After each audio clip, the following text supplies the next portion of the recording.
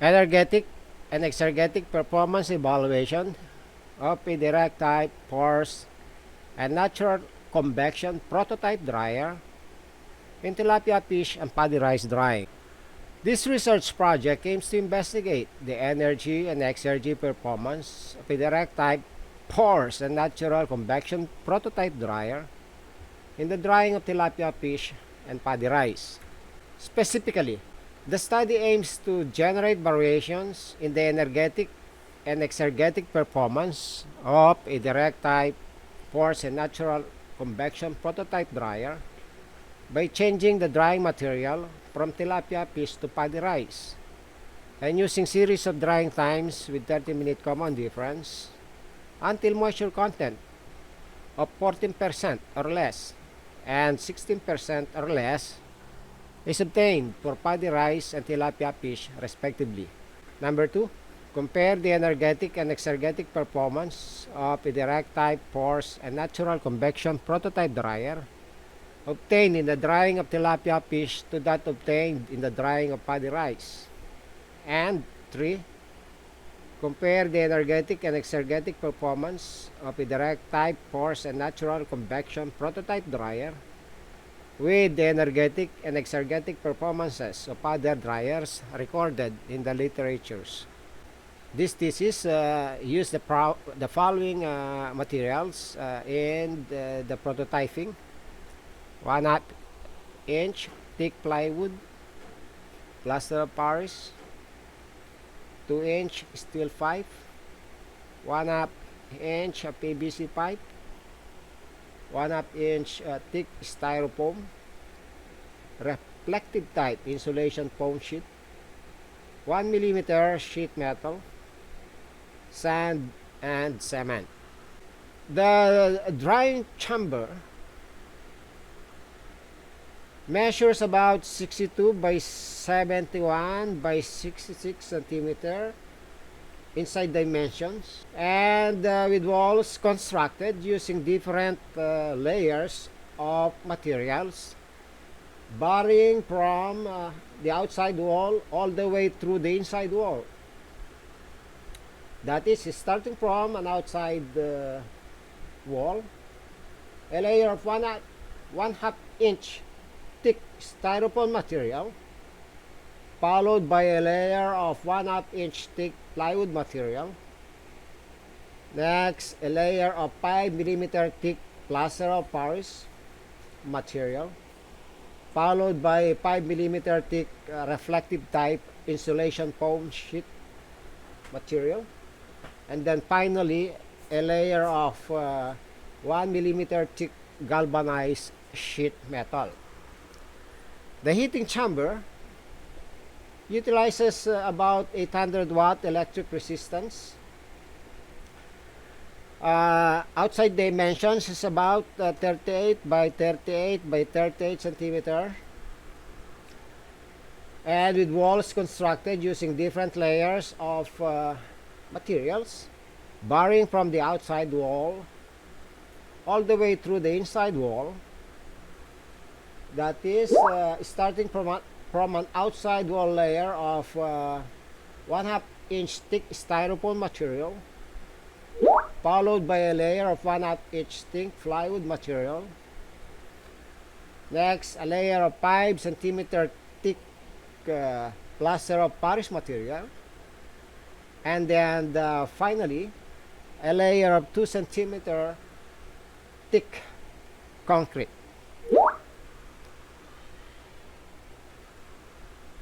The drying chamber inlet is composed of 2-inch or made of 2-inch 30 centimeter long steel pipe. This is insulated with 3 centimeter thick plaster of Paris material. Extraction point located right before the entrance of the drying chamber. The drying chamber outlet 5 is made of 1/2 inch thick and 200 centimeter long PVC pipe. Extraction point located right before the entrance to the fan chamber. This is insulated with two different layers of insulation materials, that is 3 cm thick plaster of Paris material, followed by 1/2 inch thick styrofoam material. The fan chamber utilizes about 19-watt axial flow exhaust fan with an estimated capacity of 95 cubic feet per minute. Outside dimensions is about 39 by 22 by 22 centimeter, and with walls constructed using two different layers of materials all the way through from the outside wall to the inside wall, that is from an outside wall layer of 1/2 inch thick styrofoam material to an inside layer of 1/2 inch thick plywood material. The pan inlet 5 is made of 1 inch PVC 5, and the pan chamber outlet 5 is made of 2 inch PVC 5. Actual assembly. This photo shows the actual assembly of the three major components of the drying system. That is the drying chamber, heating chamber, and the fan chamber. The heating chamber is built by the integration of two components, namely heating chamber covering as viewed from the bottom and the heating coil foundation as viewed from the top. In this photo, the inner wall of the covering is not yet insulated with concrete material, and what is exposed from the inside is the 5 centimeter thick plaster of Paris material. As mentioned above, the innermost wall of the covering is insulated with 2 centimeter thick concrete material. The electric heating coil is fastened on top of the foundation by a series of ceramic walls embedded on concrete base. The inlet 5 of the heating chamber and the outlet 5 of the fan chamber, that 2 inch orange PVC 5, are both anchored to the heating coil foundation. This means these two major components of the dryer are basically joined by the heating coil foundation. Look again at the heating coil foundation now standing on its base, concrete base. Notice that a layer of plaster of Paris material is sandwiched between two layers of concrete materials. Its purpose is to prevent the flow of electricity from the concrete top of the foundation holding the electric heating coil to the concrete base. In addition to the multiple layers of 5 different materials forming the wall of the drying chamber, the door of the chamber provides airtight condition during the drying process. This is because an airtight seal around the door is created by the bonding of the flat bar, which is fastened around the entrance of the chamber, and magnetic tape, which is fastened around the area of the door in contact with the chamber. The heart and soul of this thesis revolves around the thermodynamic performance, which is divided into two main categories, or energetic performance and exergetic performance. Energetic performance parameters include energy efficiency, thermal efficiency, dryer efficiency, specific energy consumption, and energy utilization. Whereas energetic performance parameters include exergy loss, exergy destruction, exergy efficiency, improvement potential, and sustainability index. Note that these performance parameters are direct functions of heat or energy quantities, of which measures depend on the measures of the thermodynamic properties of the drying air or the drying material as shown in the following equations. Most of the values of the thermodynamic properties indicated in these equations are not directly measured during the drying experiments. Instead, their values are calculated using the measured values of other thermodynamic properties obtained from the experiments, such as the temperature and relative humidity of the drying air entering and leaving the drying chamber, the mass, moisture content, and temperature of the drying material before and after drying, as well as the measures of the ambient air conditions. For example, as indicated in equations 3.22, page 87, and 3.23, page 87, the specific heat capacity of the drying material before and after the drying process can be calculated or using the measured values of the moisture content obtained from the experiments.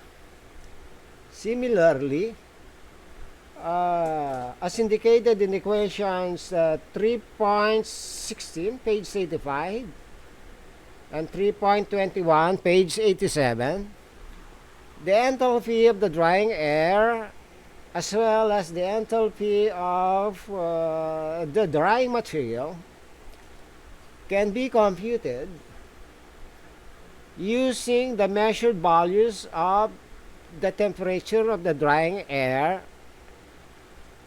entering and leaving the drying chamber, or the temperature of the drying material before and after the drying process, as well as the temperature of the ambient air as obtained from the drying experiments. Furthermore, as indicated in equations 3.5, page 81, equations 3.7, page 81, equation 2.10, page 31, and equation 2.9, page 30,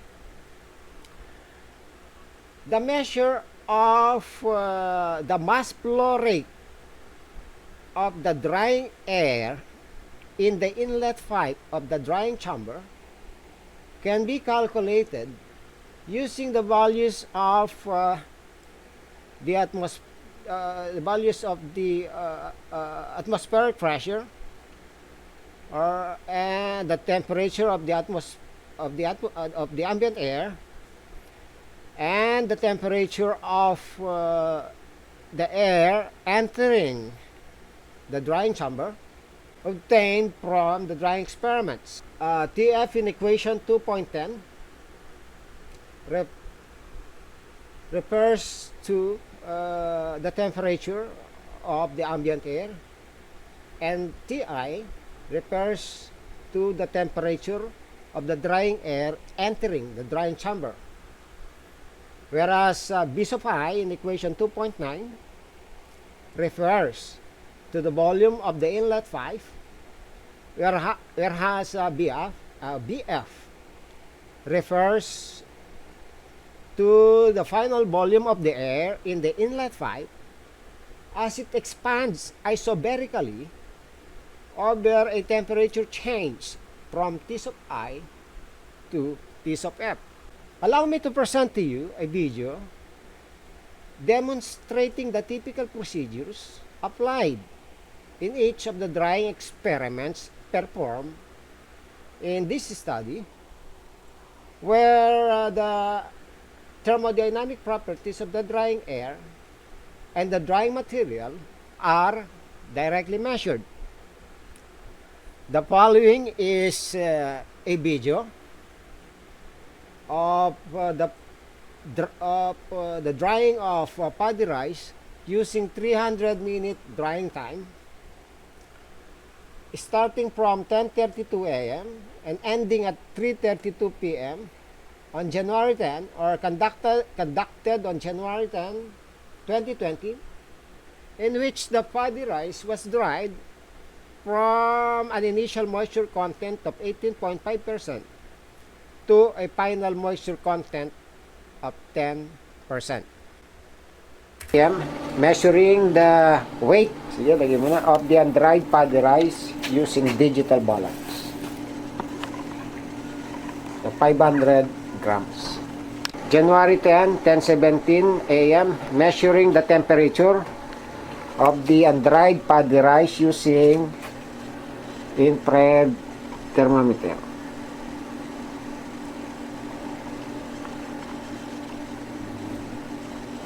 Ito na. Ito. Nababulog niya. 15. 10:04 a.m. measuring the moisture content of the undried paddy rice using digital grain moisture meter. 18.5. At 10:30 a.m. measuring inserting the undried paddy rice into the drying chamber.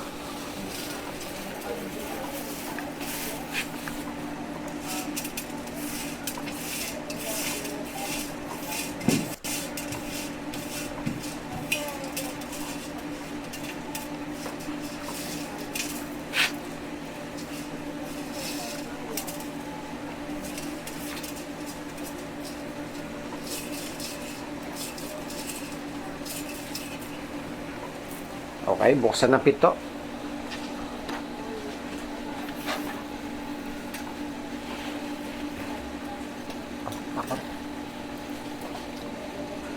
No.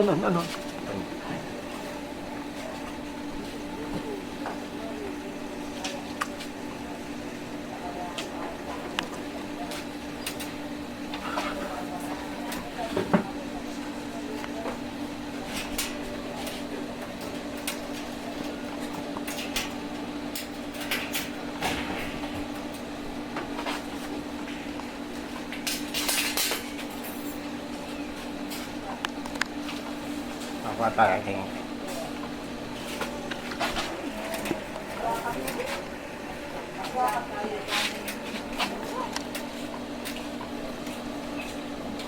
Sige, kunan mo yung plate. Yan, can may kaya kanyan.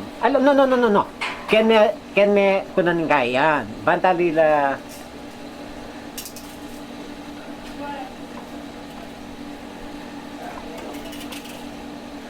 Okay, sarami na.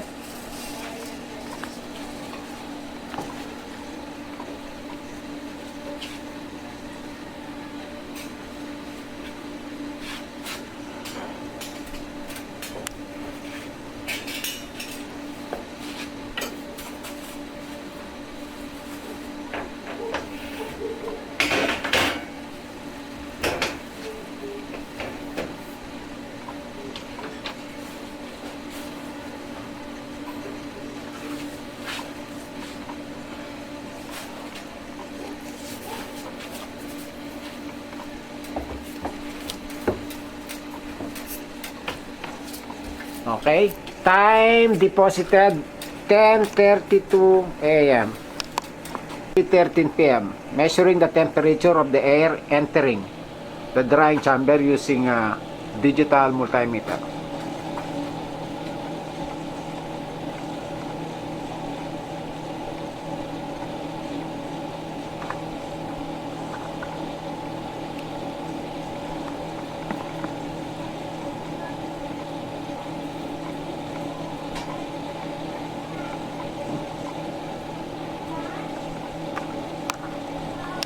Ball? Tanong kita, nakapasok na yung ball? Hindi siya kasya. Hindi mo siya papasok na ano. January 10, 3:16 p.m. Measuring the relative humidity of the drying air entering the drying chamber using temperature humidity meter.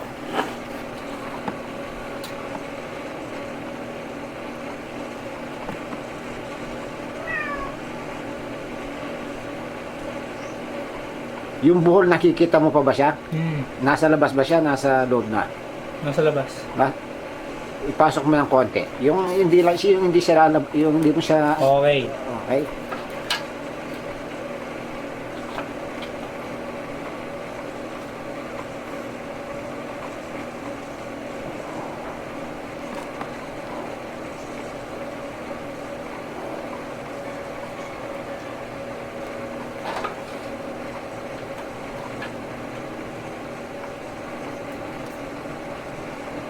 Yung salamin ko kung nandyan, kunin mo agad, kung nandyan siya.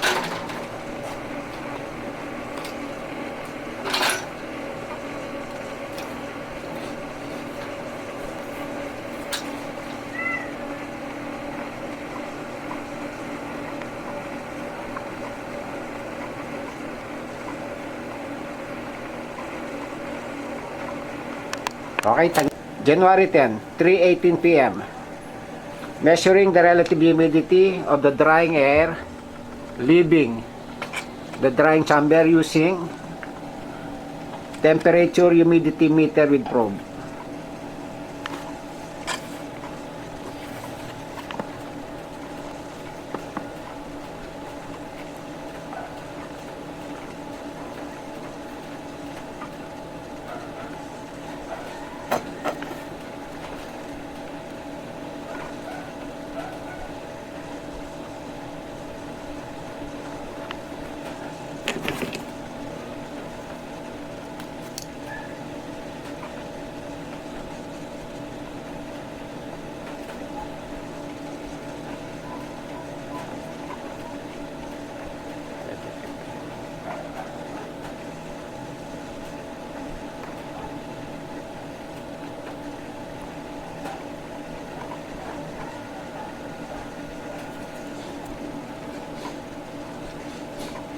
Certificate 115 points.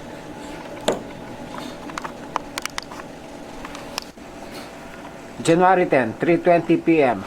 Sige, barili mo na. Measuring the temperature, surface wall temperature of the drying chamber using digital infrared thermometer.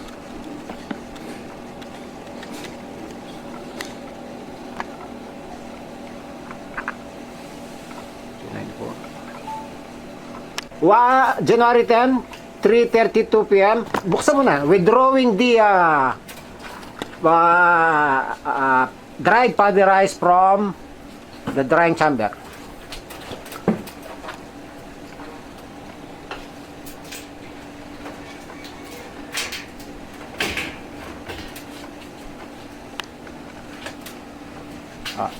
Ilapit mo. Sige, lumapit ka dun para makuha niya kagad.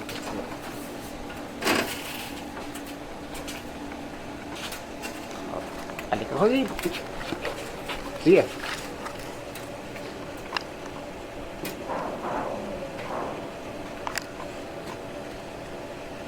Ilan yung ano mo, yung pinaka malaki nabasa mo? 95 kanina. 95? 3:37 p.m. Measuring the weight of the dried paddy rice using digital multimeter.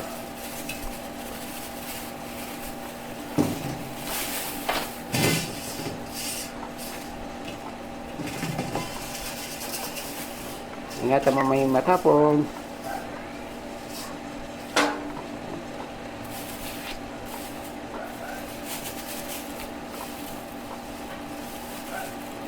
Okay, so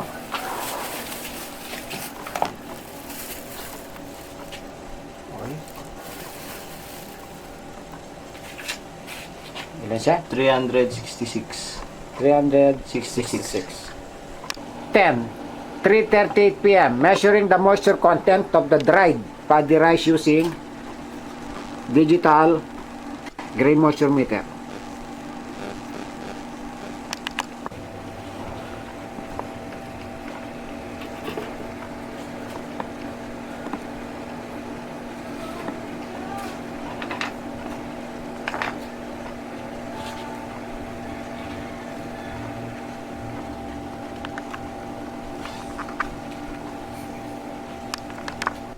January 10, 3:42 p.m.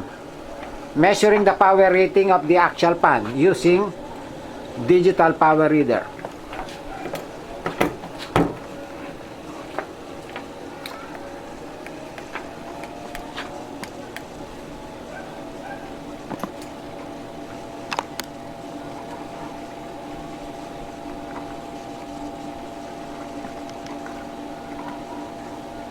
Sige, sige. Diba? Exit ka ba? Escape. Lumampas. Yan ba? Yes, yun yan. Yes, sir. Escape ka ba? Sir, dito January 10, Escape tapos babalik sa 3:41 PowerPoint. p.m. Measuring the power rating of the heating chamber using digital power reader.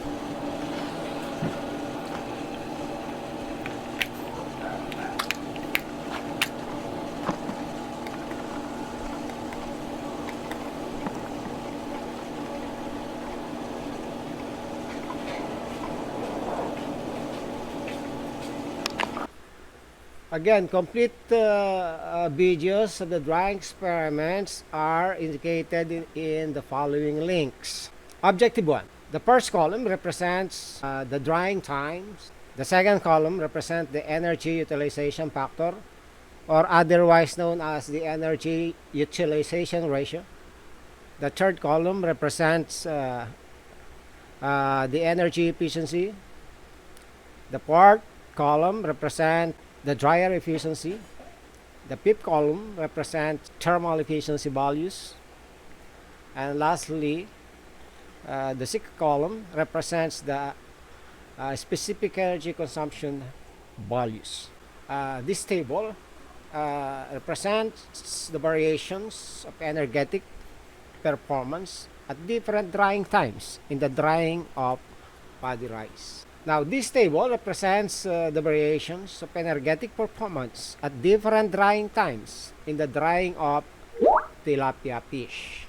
This table represents the variations of exergetic performance at different drying times in the drying of paddy rice. As usual, the first column represents the drying times. The second column represents the values obtained of exergy loss. The third column represents the values obtained or the calculated values of exergy destruction. The fourth column represents the exergy efficiency at the drying chamber. The fifth column represents the improvement potential values, whereas the last represents the sustainability index values. The next table represents the variations of exergetic performance at different drying times in the drying of tilapia fish. Objective 2. Comparison of thermodynamic performance using primary data. Primary data in here refers to the data obtained by the researcher himself. In this chart, the energy utilization ratio obtained in the drying of paddy rice is compared to the energy utilization ratio value obtained in the drying of tilapia fish. From this chart, the average energy utilization ratio for paddy rice is about 62.42%. while that in the tilapia fish is 63.83%. This means, based on energy utilization ratio, the dryer is performing better in the drying of tilapia fish than in the drying of paddy rice. Using energy efficiency basis, it is shown in this chart that tilapia fish that the dryer is better performing in the drying of tilapia fish than in the drying of paddy rice. The average energy efficiency in the drying of tilapia fish is 14.48% compared to the 3.05% in the drying of paddy rice.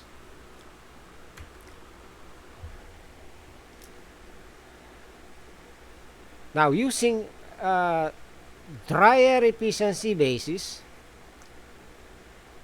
it is again shown in this chart that tilapia fish drying, that the dryer is again better performing in the drying of tilapia fish than in the drying of paddy rice. The average dryer efficiency obtained in the drying of tilapia fish is 14.46% compared to the 3.83% obtained in the drying of paddy rice. Based on thermal efficiency, again, the dryer displays better performance in the drying of tilapia fish compared to the drying of paddy rice. The average thermal efficiency obtained in the drying of tilapia fish is 13.54% compared to 2.98% thermal efficiency obtained during the drying of paddy rice. Using specific energy consumption basis, again, the dryer is better in the drying of tilapia fish compared to the drying of paddy rice. Specific energy consumption is lower in the drying of tilapia fish compared to that obtained in the drying of paddy rice. The specific energy consumption in the drying of tilapia fish is only 9.4 kilowatt hour per kilogram compared to the 23.15 kilowatt hour per kilogram in the drying of paddy rice. Comparison thermodynamic performance using primary data, but this time this is about comparison of exergetic performance. So again, in this data or chart, tilapia fish the dryer is again performing better compared to the drying in the drying of paddy rice, because the dryer has a lower exergy loss in the obtained in the drying of tilapia fish than in the drying of paddy rice. We have here 0.006 kilojoule per second in tilapia fish, while we have 0.007 and kilojoule per second in the drying of paddy rice. Comparison based on exergy distraction reveals that, again, tilapia fish, or the dryer in the drying of tilapia fish, is lower in terms of exergy distraction compared to that exergy distraction obtained in the drying of paddy rice. We have 0.12 kilojoule per second in tilapia fish, while we have 0.13 kilojoule per second obtained in the drying of paddy rice. Comparison of exergy efficiency also reveals that the dryer is better performing in the drying of tilapia fish compared to the drying of paddy rice. Exergy efficiency in the drying of tilapia fish is average in 94.77%, while that in the paddy rice we have average of 94.48%. Improvement potential also is better in the drying of tilapia fish than in the drying of paddy rice. because we have a lower improvement potential in the drying of tilapia fish obtained than that obtained in the drying of paddy rice. Sustainability index is also better in the drying of tilapia fish because it is higher than that obtained in the drying of paddy rice. 1.07 in tilapia fish, while 1.02 in paddy rice drying. Objective 3. This time, we have here the comparison of energy utilization ratio performance using primary and secondary data. This secondary data refers to the data obtained by other researchers. In this objective, my data obtained are compared to the data obtained by the other researchers. In this table, we have here a data of energy utilization ratio performance in the paddy rice drying. The first column represents our values of energy utilization ratio. The second column are the names of the dryer used by other researchers. And the third column identifies the researcher.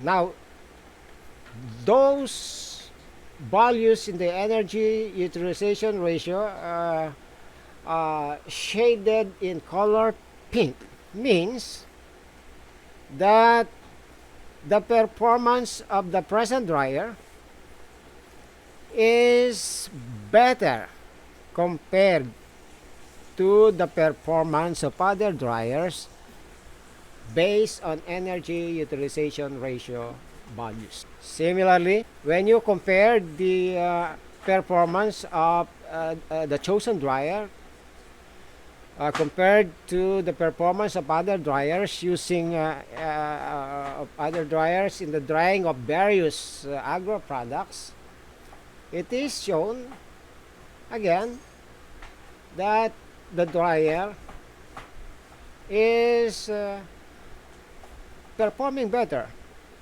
compared to the other dryers in terms of energy utilization ratio. Now, in this table, compares specific energy consumption performance using primary and secondary data in the paddy rice drying. The first column of the table represents specific energy consumption values. And again, the second column represents or indicates the name of the dryer. And the third column identifies the researcher. Now, those values highlighted in yellow in the first column means that the performance of the chosen dryer in terms of specific energy consumption is comparable to the performance of other dryers. A comparison of specific energy consumption performance of other dryers as used in the drying of various agro products. From this table, it is shown that the first row, the specific energy consumption performance of the dryer used by Costaghasa H. and Minay 2015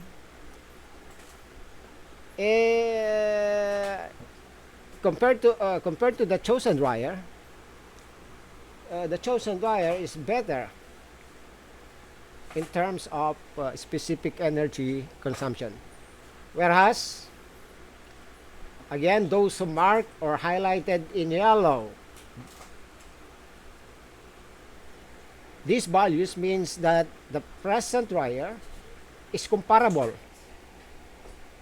in performance in terms of specific energy consumption compared to other dryers. This table represents a comparison of energy efficiency performance using primary and secondary data. This time, this is about drying of various agro products. So again, the chosen dryer is comparable to the other dryers in terms of energy efficiency performance. Again, those highlighted, those values in the first column, highlighted in the yellow color, means that the performance of the present dryer is comparable to the performance of other dryers in terms of energy efficiency. Similarly, comparison of thermal efficiency performance in the drying of various agro products. Again, the dryer or the chosen dryer displays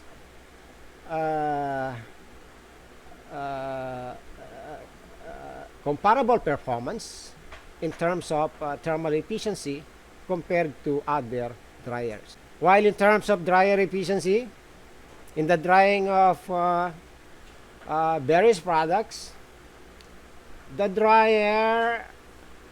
chosen dryer only outperform that of the dryer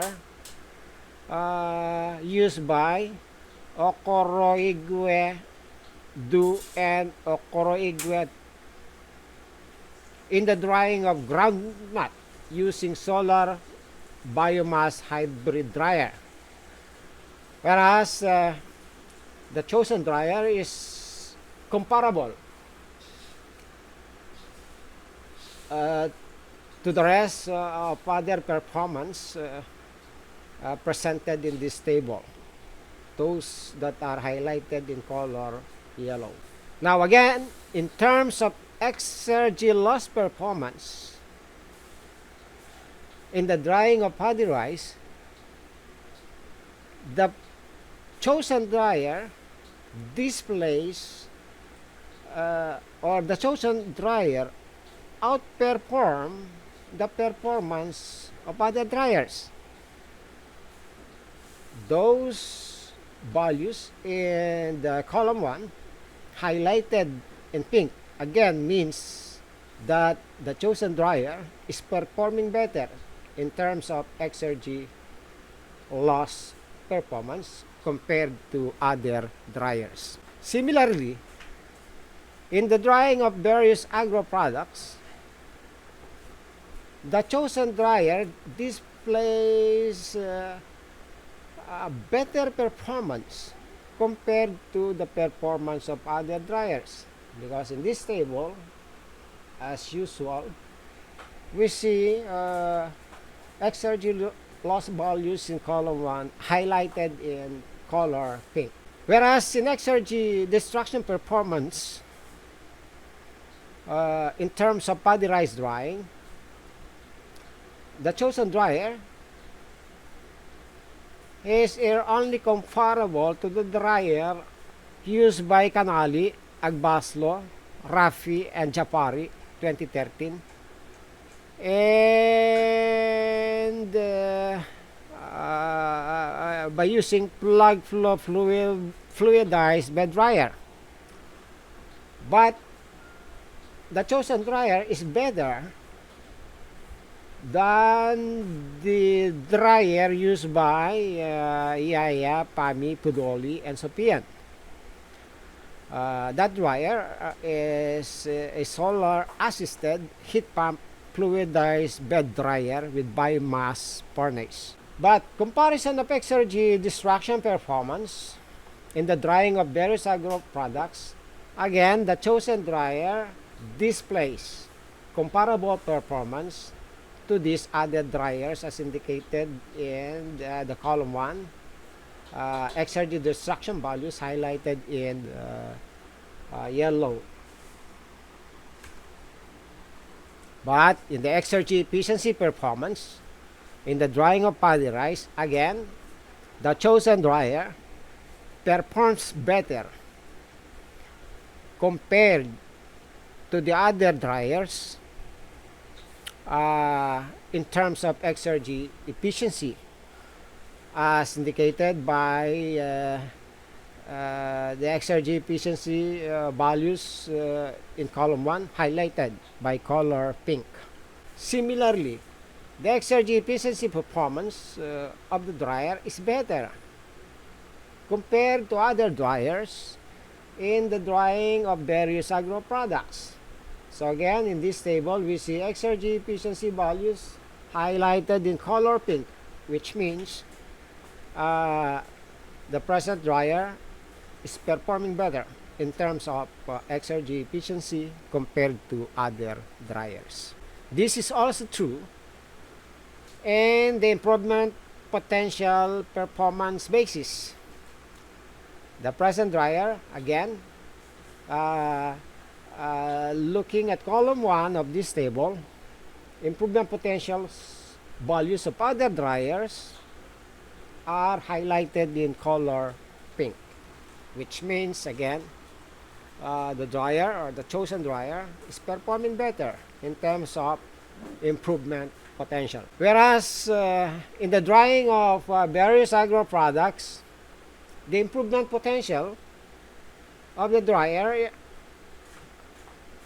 as compared to other dryers in this table is only better compared to the dryer used by Colac and Hesbali 2007, by Agbaslo, Mobley, Madadlo, Ratti 2012, and Erbay and Coca 2012.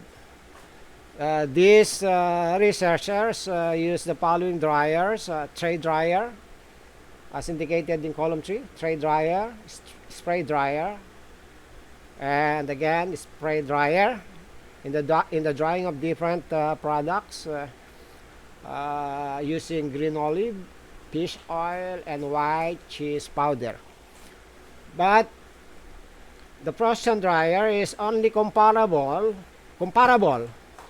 to the dryer of Abiara, Onwoha, Palola, and Igbeka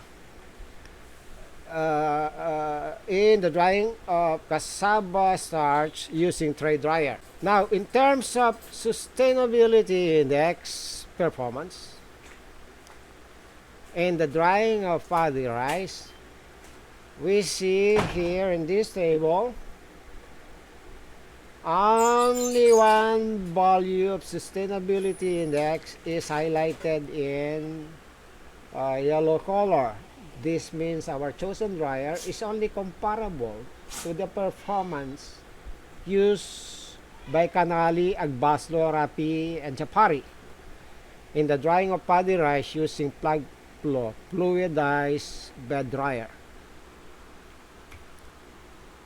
Similarly, the dryer efficiency performance in the drying of paddy rice, we see from this table that our chosen dryer is only comparable to the performance of the dryer used by Beegi et al. 2017 in the drying of paddy rice using lab scale convective dryer.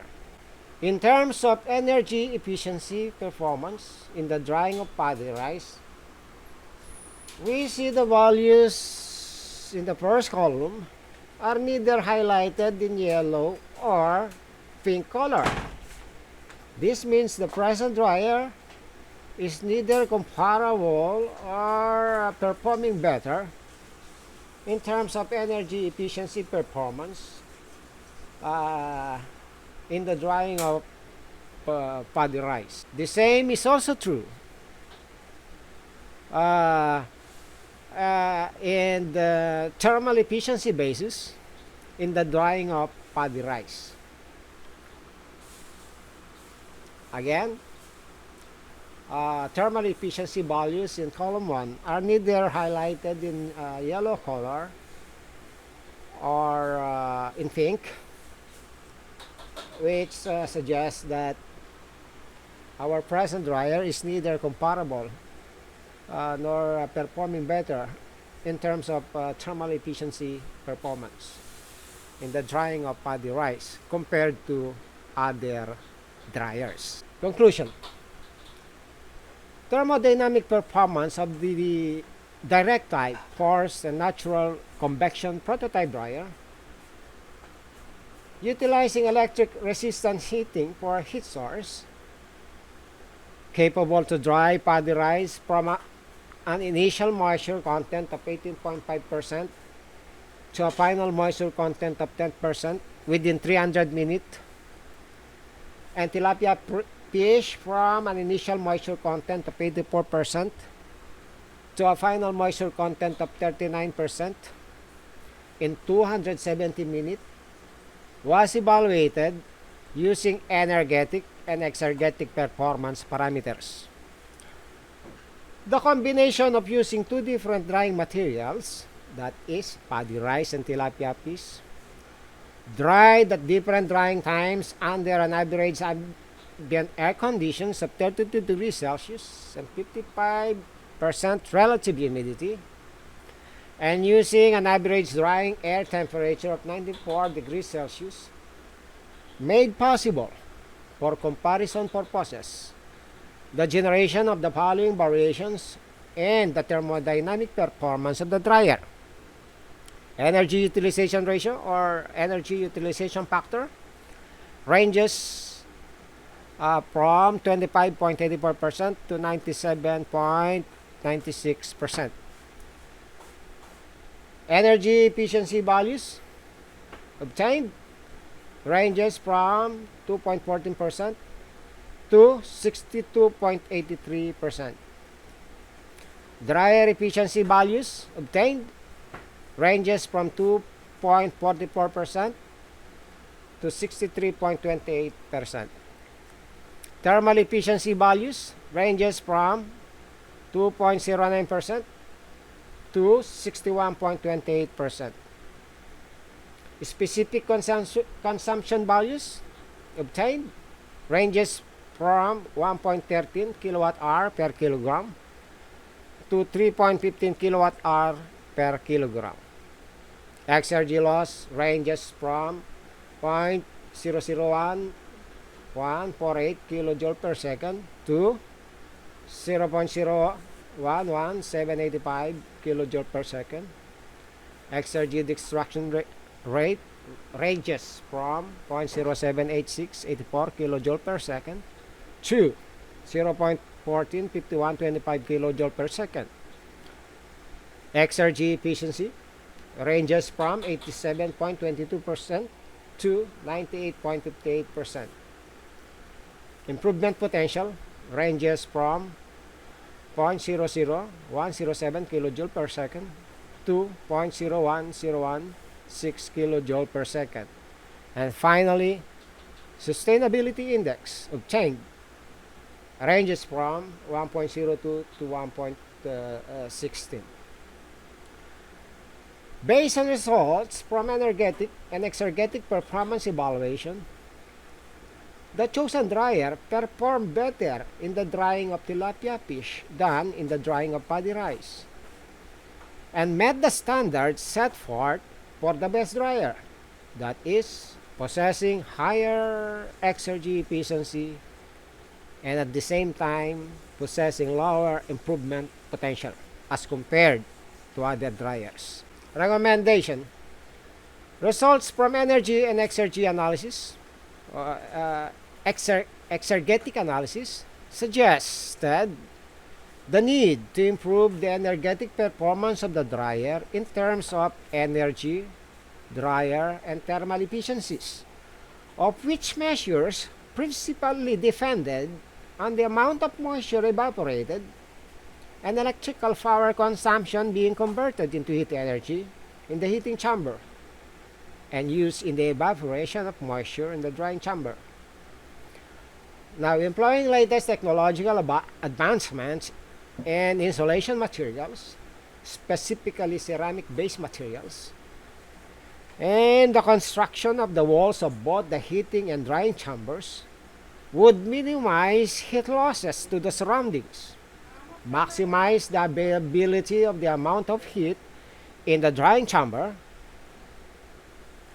and therefore maximize the moisture evaporation. Furthermore, elimination of the axial fan component in the system and allowing natural convection process to deliver the exhaust air back to the heating chamber not only would significantly improve the overall energetic performance, but also would further improve its energetic performance. Thank you very much.